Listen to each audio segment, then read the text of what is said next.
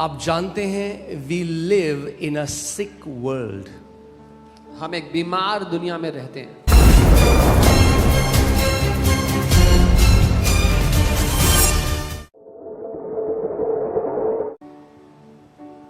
We live in a sick world. हम एक बीमार दुनिया में रहते हैं. आप जानते हैं जिस दुनिया में हम हैं The world वो बीमार है. is sick. मैं 10-20% की बात नहीं कर रहा हूँ. I'm not talking about 10-20%. एक स्टडी के अनुसार, मैं रिसेंटली एक स्टडी को पढ़ रहा था, उसके अनुसार 95% लोग इस पृथ्वी पे बीमार हैं.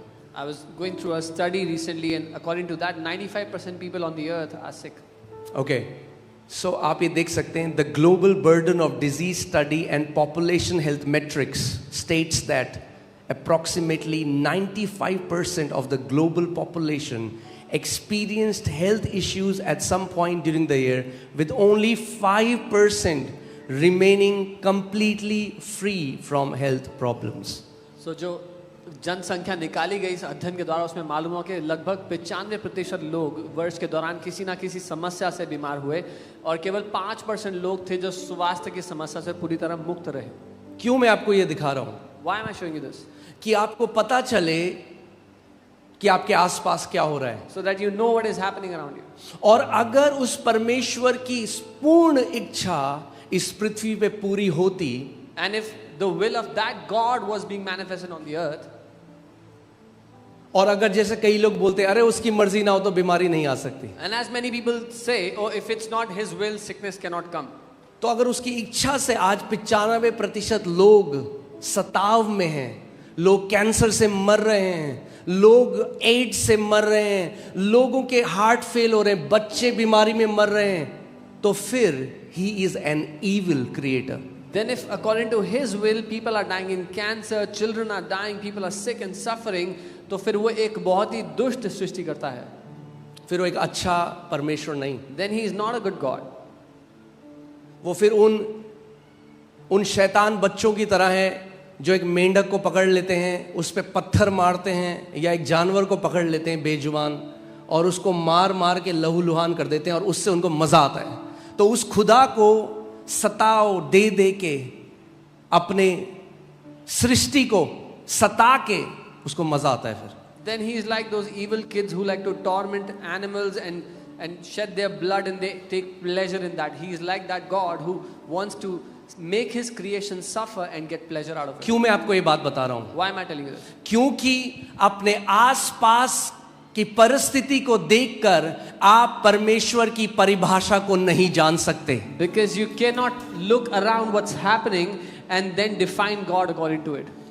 यीशु मसीह आया प्रकट करने के लिए कि परमेश्वर पिता कैसा है. Jesus came to manifest how the heavenly Father is. और उसने कहा कोई नहीं जानता उस स्वर्गीय पिता को, केवल उस पुत्र को जो उसके अंदर में से निकल के आया है. And he said no one knows the Father except the Son who came out of the bosom of the Father. Okay, so एक पहली बात जान लो, So know this. परिस्थितियां हमें नहीं बता सकती सत्य क्या है. Situations cannot tell us what is the truth. इसीलिए तो आज इतने लोग नास्तिक हैं.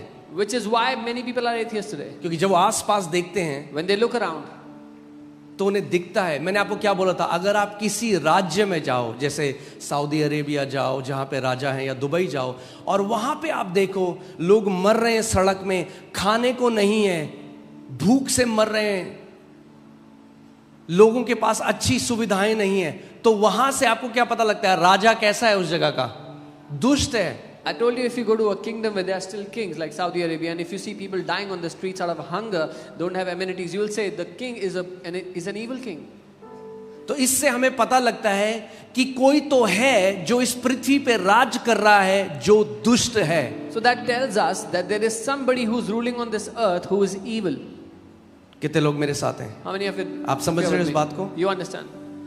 परमेश्वर इस पृथ्वी पे अभी राज्य नहीं कर रहा है. God is not ruling on this earth right now.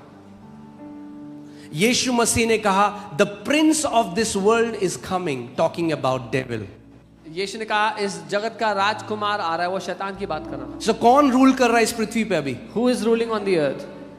क्योंकि जब आप आसपास देखो तो आपको पता लग जाएगा कोई विकेट बंदा है जिसको मजा आ रहा है सताव देकर लोगों को। Because when you look around, you see there is someone who is evil, who is getting pleasure by tormenting people. क्योंकि पृथ्वी पर अभी उस खुदा की इच्छा पूरी नहीं हो रही। Because the will of that God is not being perfected on the earth right now. इसीलिए प्रभु यीशु मसीह ने हमसे कहा कि तुम ऐसे प्रार्थना करो कि हे हमारे पिता तू जो स्वर्ग में है, तेरा नाम पवित्र माना जाए, तेरी इच्छा पृथ्वी पे पूरी हो जैसे स्वर्ग में पूरी होती है। This is why Jesus taught us to pray like this. Hallowed be thy name and let your will be done on earth as it is done in heaven. यानी पृथ्वी पे उसकी इच्छा पूरी नहीं होती। That means his will is not done on the earth. इसीलिए तो प्रभु ने कहा मैं ये प्रार्थना करो। This is why the Lord said pray like this. स्वर्ग में उसकी इच्छा 100% पूरी होती है। In heaven his will is done 100%. इसीलिए स्वर्ग में कोई आंसू नहीं, इसीलिए स्वर्ग में कोई कैंसर नहीं, इसीलिए स्वर्ग में कोई रेप नहीं होता, इसीलिए स्वर्ग में कोई बच्चा बचपन में नहीं मरता, क्योंकि एक अच्छा पिता है जो राज्य कर रहा है स्वर्ग में। Which is why there are no tears in heaven, no cancer, no child dying in sickness, because a good God, a good Father is ruling in heaven. मगर पृथ्वी पर अभी उसकी इच्छा पूरी नहीं होती। But on the earth his will is not being done right now. शैतान राज्य कर रहा है इस पृथ्वी पे। The devil is ruling on the earth.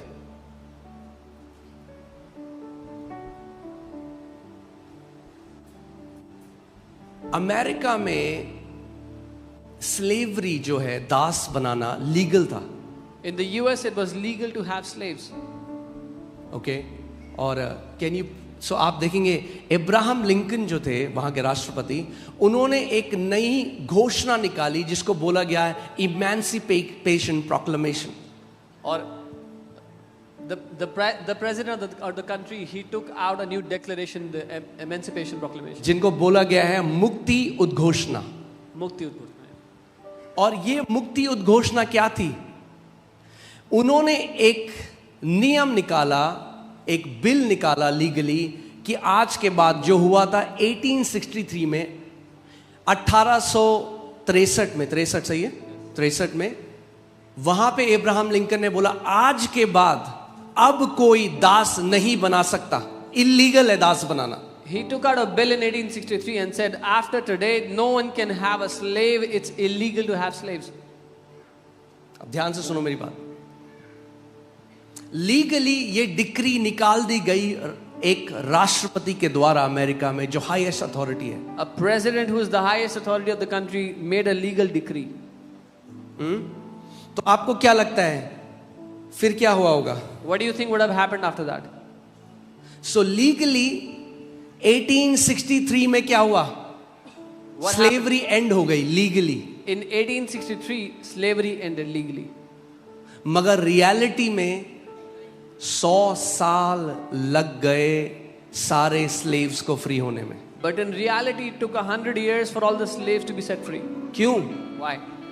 पहली बात, क्योंकि कई जो दास थे, गुलाम थे, उन गुलामों को पता ही नहीं था कि उनकी आजादी की घोषणा 100 साल पहले हो चुकी है। Because many of those slaves did not even know that there is a declaration that has already set them free.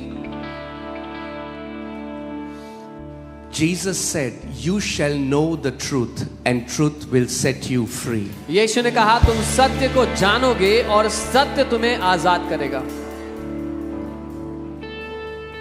Okay 100 साल हो गए, It's been 100 years. फिर भी लोग गुलामों को रखे हैं अपने घर में, और वो क्या चाहते हैं? इस गुलाम को कभी भी ये इमेंसिपेशन प्रोक्लेमेशन नहीं सुनाई देनी चाहिए, क्योंकि जिस दिन इसको पता लग गया ये खड़ा हो जाएगा अपने अधिकार में। People still had slaves working under them. They had slaves in their house and they never wanted the truth to come to them, because the day the slave will know, he will come out. ऐसे ही शैतान चाहता है इनको ईसाई बनाए रखो, रीति रिवाज करो, मोमबत्तियां जलाओ, मगर सत्य इनके कानों में अगर पड़ गया तो ये खड़े हो जाएंगे अपने अधिकार में और फिर मैं इनको बांध ना पाऊंगा।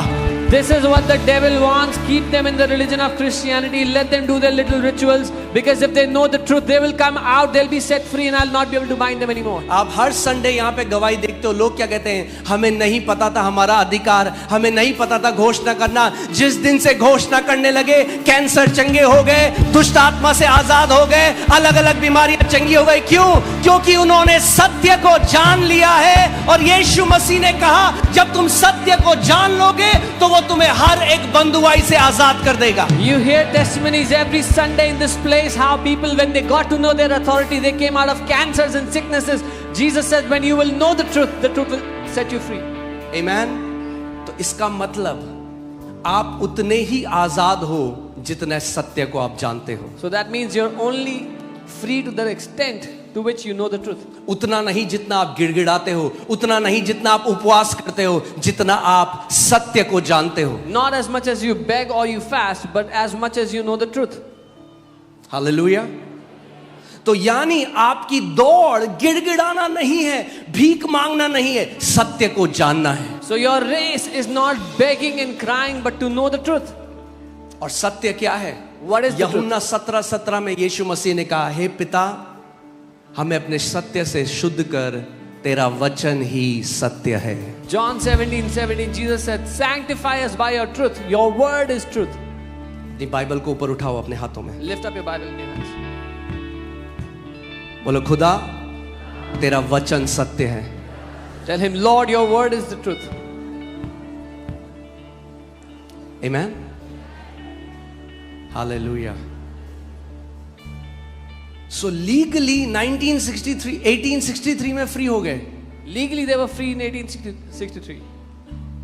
मगर 100 साल तक गुलाम रहे क्योंकि सत्य को नहीं जानते थे। But they remained slaves for 100 years because they did not know the truth. क्योंकि जिस दिन आप सत्य को जान लोगे, Because the day you will know the truth. जिस दिन आप जान लोगे कि 2000 साल पहले एक इमेंसिपेशन प्रोक्लेमेशन रिलीज करी गई कलवरी के क्रूज से, जिसमें यीशु ने कहा, आज के बाद सारे बंधुओं को छुड़ा दिया जाए, आज के बाद सारे पापियों को क्षमा कर दिया जाए और सारे बीमारों को चंगा कर दिया जाए।